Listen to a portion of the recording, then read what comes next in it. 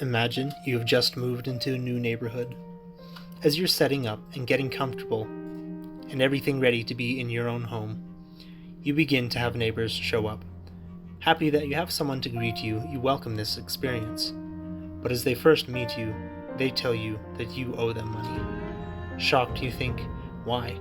I don't know these people, I've never done anything to them.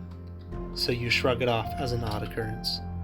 As time continues to go by, more and more people tell you the same thing, that you owe them money. And every time you ask why, their explanation is, you wouldn't understand. More people in groups like a mob demand that you pay. Eventually it goes to the city and laws are started requiring you to pay what everyone else says you owe them. You say, how is this justified?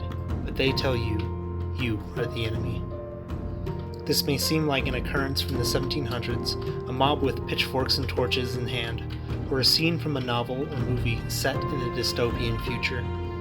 But the reality of the situation is, this is reality. Situations similar to this happen in today's world and are a result of social justice. Mandatory loss of freedom in exchange for the common good is a main idea of dystopian novels and communism. Social justice is also a founding principle of socialist economic policy. Social justice aims to use redistribution of income, opportunities, and wealth from groups that are considered to be oppressors to groups considered to be oppressed as an effort to create equality. A system and theory developed by Karl Marx. In the words of Devon Foley, in such a system, we do not judge the individual based upon his actions, but rather we judge him based upon the identity group with which he is most associated. So you see, despite its name, social justice is not justice. Social justice is the antithesis of justice. Justice is based on a moral foundation. It is the relation of a person to what is right and what is wrong. Justice includes corrections or balances for the committed wrongs. The measure on which we are based is a standard of right and wrong. Social justice is about desired relation of haves and have-nots between individuals, which is subjective and can change and be manipulated.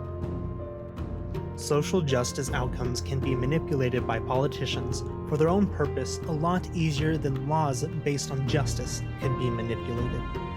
The extermination of the Jews was considered by the Nazis to be for the common good.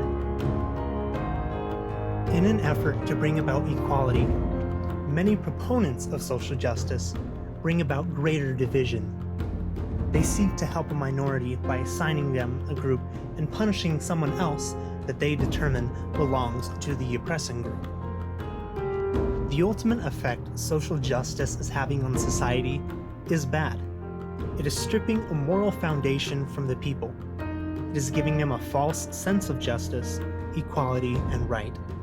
It is punishing people for crimes not committed.